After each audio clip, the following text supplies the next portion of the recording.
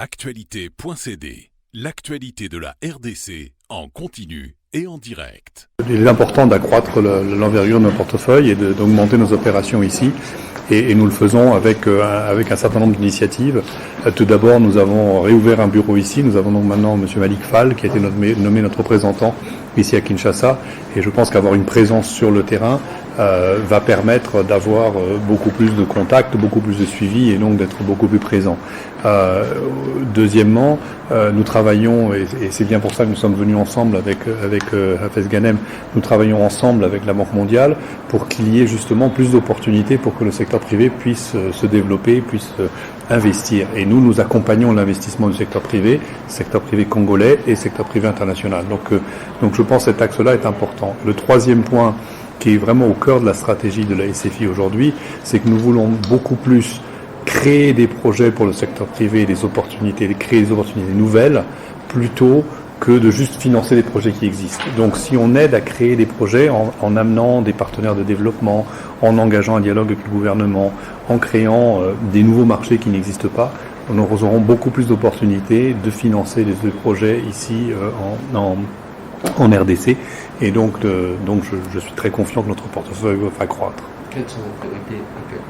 Nos priorités sont tout à fait inscrites dans la logique du groupe de la Banque mondiale. Donc, nos priorités ici, d'abord autour des infrastructures, donc énergie, qui est importante, l'énergie renouvelable. C'est un des sujets qui a fait partie des discussions pendant cette visite. Également tout ce qui est télécommunications de TIC, donc tout ce qui est l'économie numérique. C'est un grand sujet pour nous. Nous avons déjà soutenu 2 sociétés ici qui font de l'infrastructure numérique, donc l'infrastructure pour les télécommunications, et nous voulons en faire plus de ce côté-là. Le deuxième axe d'intervention au-delà des infrastructures, c'est tout ce qui est le soutien des activités qui créent de l'emploi, notamment l'agroalimentaire, l'agribusiness, donc et l'agriculture. Et également donc les services, notamment ceux qui peuvent créer de l'emploi. Et pour cela, nous avons vraiment un accent sur les petites et moyennes entreprises. Et l'accès au financement des petites et moyennes entreprises est au cœur de ce que nous voulons faire. Nous avons signé hier un accord, par exemple, de 50 millions de dollars avec Equity Bank ici à Kinshasa, pour financer les petites et moyennes entreprises en devise locale, donc leur donner accès à des ressources qui ne sont pas faciles pour elles à trouver sur le marché aujourd'hui. Et le troisième volet que je soulignerai, qui est un volet très important quand on regarde la situation de l'habitat au Congo, c'est justement de soutenir les efforts pour avoir le développement d'un secteur de l'habitat qui soit plus accessible. Donc à la fois en travaillant avec les institutions financières sur le développement d'un marché hypothécaire, donc comment est-ce que les banques font des crédits hypothécaires à plus long terme. Actuellement, c'est très difficile d'avoir un prêt hypothécaire dans le pays. Et en même temps, travailler avec des développeurs qui sont capables d'apporter des nouvelles technologies pour construire des unités, des appartements à coût le moindre possible, de manière à ce qu'ils soient plus abordables.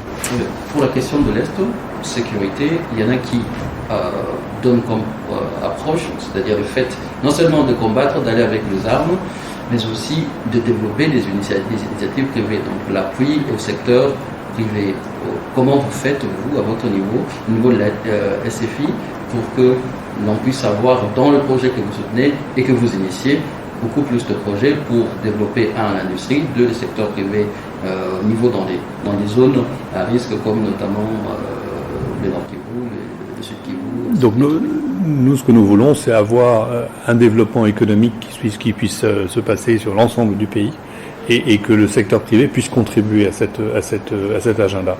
Donc nous travaillons avec des partenaires des sociétés du secteur privé, des acteurs privés, qui ont justement une couverture géographique. Nous ne travaillons pas qu'à Kinshasa. Et notamment, par exemple, quand je parlais tout à l'heure de fibre optique que nous avons financée, ce sont des entreprises qui veulent justement connecter l'ensemble du pays. Donc c'est cette approche-là, en apportant de l'activité économique à travers le pays, nous contribuons fortement à la création de l'emploi.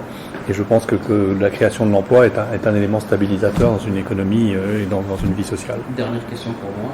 Qu'est-ce que vous disent vos partenaires pour notamment venir au Congo? Quels sont les différents éléments, les risques pour eux et quels sont les éléments qui vous opposent pour ne pas venir au Congo? Écoutez, je pense que ce qu'il faut regarder surtout, c'est les éléments qui les encouragent à venir au Congo.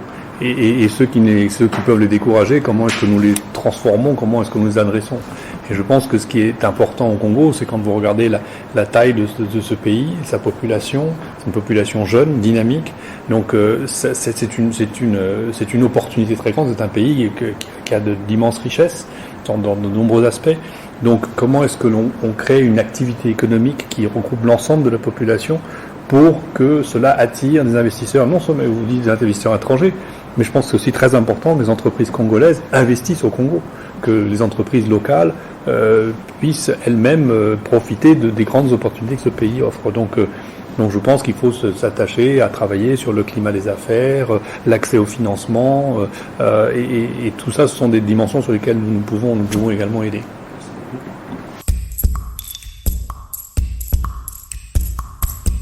Actualité.cd, l'actualité de la RDC en continu et en direct.